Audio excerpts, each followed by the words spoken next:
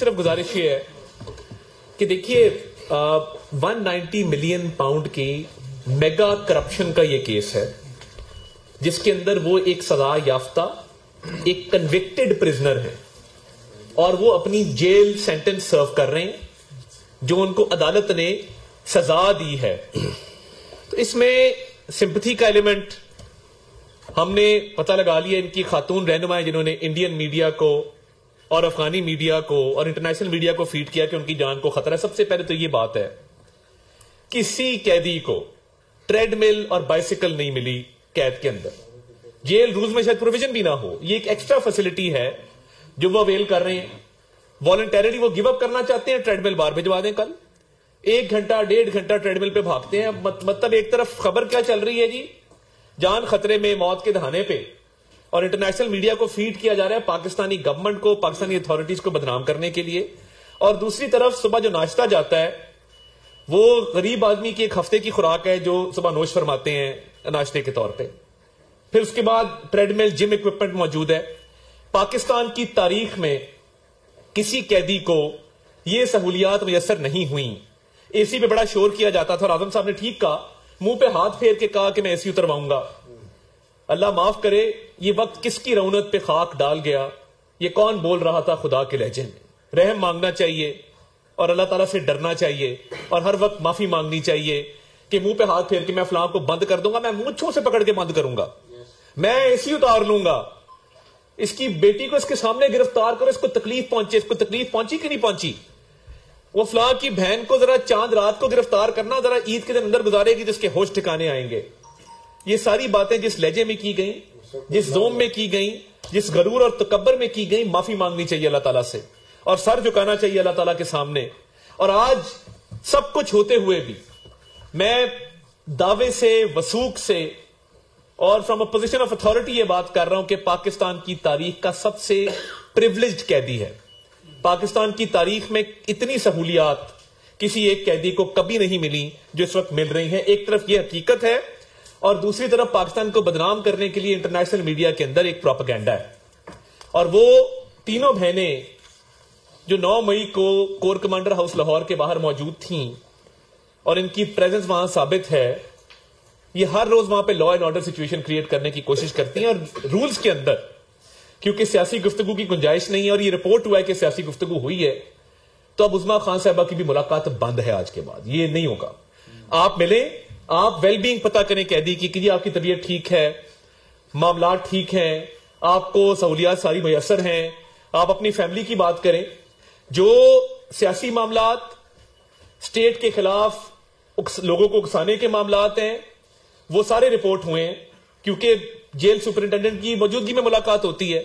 جو وائلیشن کرے گا اس کی ملاقات بند ہے. یہ کوئی بات نہیں ہے کہ آپ اندر جا کے انڈیا اور افغانستان کا بیانیہ چلائیں اور باہر نکل کے فوج کو, فوج کے سربراہ کے حوالے سے ٹویٹیں کروائیں اور پوری اسٹیٹ کے سسٹم کو آپ نقصان پہنچانے کی کوشش کریں. اور انڈیا اور افغانستان میں انٹرویوز دیں, جا کے آپ دے لیں, بڑے شوق سے دیں, مگر ان وائلیشنز کی بنا پہ کسی صورت بھی قانون اور جو قواعد و ضوابط ہیں وہ ملاقات کی اجازت نہیں دیتے. آپ کو ایک موقع دیا گیا تھا, جس نے وائلیشن کی ہے ان سب کی ملاقات بند ہوئی ہے. اب جو اندر سے پیغام آتا ہے کہ فوج کے خلاف, فوج کے سربراہ کے خلاف ٹویٹ کرو, وہ صرف فرسٹریشن کا شکار ہیں. اور عظمیٰ خان صاحبہ نے اچھا کیا باہر آ کے بتایا کہ جی وہ غصے میں بھی تھے, وہ فرسٹریٹڈ بھی تھے. بھئی یہ تو 190 ملین پاؤنڈ کے کیس سے پہلے سوچنا تھا نا. غصے میں آنے سے, غصہ تو چلے ہر انسان کو آ جاتا ہے, مگر 190 ملین پاؤنڈ کا کیس ہے, اس سے پہلے سوچنا تھا کہ یہ میگا کرپشن ہم کرنے جا رہے ہیں اور کل کو باری آ سکتی ہے. تب تو یہ تھا کہ نہیں میں چھوڑوں گا نہیں, میں کسی کو نہیں چھوڑوں گا, رانا ثناء اللہ کو نہیں چھوڑوں گا, میں میاں شہباز شریف کو نہیں چھوڑوں گا, میں نواز شریف کو نہیں چھوڑوں گا, میں اس کو نہیں چھوڑوں گا, میں اس کو نہیں چھوڑوں گا, چور ہے, ڈاکو ہے, چور ہے, ڈاکو ہے. اس کے علاوہ بات کوئی نہیں آتی تھی. اور اپنے کرتوت یہ ہیں کہ 190 ملین پاؤنڈ کا ایک میگا کرپشن سکینڈل کیا اور اس کا جواز کوئی نہیں, لیگل پوائنٹ آف ویو نہیں دیں گے. جب آپ پوچھیں گے نا تو وہ کہیں گے جی بس ہم ریاست مدینہ کا نام لیتے تھے ہمیں سزا مل گئی. کبھی تحریک انصاف کا کوئی شخص اس کی لیگل جسٹیفیکیشن آپ کو نہیں دے گا. تو اسٹیٹ نے یہ فیصلہ کیا ہے کہ اب لا اینڈ آرڈر کی سچویشن جیل کے باہر کریٹ ہوئی تو آنی ہاتھوں سے نمٹا جائے گا. اب دیر از نو ٹالرنس, 0 روم ہے کہ آپ روز وہاں پہ تماشا لگائیں, ایک سرکس لگے, کوئی آ رہا ہے, کوئی جا رہا ہے, کوئی نعرے لگا رہا ہے, کوئی پولیس کو دھکے دے رہا ہے, کوئی لڑ رہا ہے کسی سے. لا اینڈ آرڈر کی سچویشن کریٹ کر, ہم بھی جاتے ہیں جیلوں میں, ہم ملاقات کرنے جاتے تھے بطور وکلا, آج تک جیل کی سڑک بلاک نہیں کی ہے, آج تک ہم نے وہاں پہ کوئی لا اینڈ آرڈر کی سچویشن کریٹ نہیں کی, آج تک آ کے وہاں سے نکل کے اسٹیٹ انسٹیٹیوشنز کے ملکی دفاع کے خلاف بات نہیں کی. What to talk about interviews in India and Afghanistan. اور ایک جھوٹا, تب میاں نواز شریف کی صحت خراب تھی, ڈاکٹر عدنان کو ایکسس نہیں ملتا تھا, ادھر تو حشاش پشاش ہیں اور ایک جھوٹا بیانیہ ہے اس چیز کا. اب ان کی بہن نے خود مانا کہ جی غصے میں تھے, فرسٹریٹڈ تھے, مگر حشاش پشاش تھے, اچھی صحت میں تھے. تو یہ let me make it very clear, violation کرنے والے کسی شخص کو ملاقات کی اجازت نہیں ہے. لا اینڈ آرڈر آپ کریٹ کریں, rate of the state establish ہوگی اور آپ کے خلاف وہاں پہ بھرپور کاروائی ریکشن. میں ابھی سے بتا رہا ہوں, اس پہ make no mistake about it, اس پہ کوئی ابہام نہ رہے کہ آپ سمجھیں کہ جی یہ خالی بات ہو رہی ہے. انسٹرکشنز دی جا چکی ہیں, یہ اب روز روز اڈیالہ کے بعد تماشا نہیں لگے گا. موقع دیا, ملاقات کروائی, آپ نے خلاف ورزی کی, قانون کی, ضابطے کی, آپ کی ملاقات اب بند ہے. اور دیکھیے یہ ملاقاتوں کا مقصد ہوتا ہے قانونی بحث, ویل بینگ, حال احوال. ہر قیدی کو یہ میسر ہے. آپ اوپر سے اترے ہیں کہ آپ وہاں بیٹھ کے بھی آپ ریاست کو کہتے ہیں کہ جی ہم گرا لیں گے. آپ کس ریاست کو گرانے کی بات کرتے ہیں؟ اس ریاست کو جس نے بھارت کو شکست دی, جس نے جب افغانستان سے حملہ ہوا تو ان کو شکست دی, ایسٹرن بارڈر سیکیور کیا, ویسٹرن بارڈر سیکیور کیا, فارن پالیسی پوری دنیا میں لوگ پاکستان کی تعریف کریں, پاکستان ریلیونٹ ہے. اور آپ ہیں کہ آپ بازی نہیں آ رہے ہیں.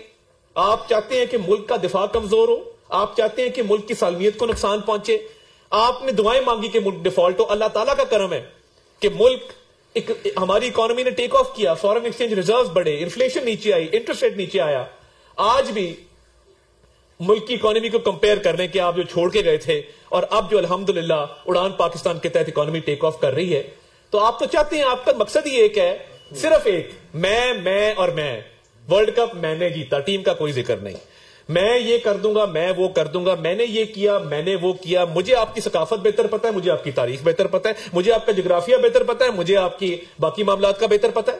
میں مکمل انا پرستی اور اپنی ذات کے آگے ملک کے مفاد کو قربان کرنا, یہ ان کا مقصد ہے. ملک ان کے لیے معنی نہیں رکھتا.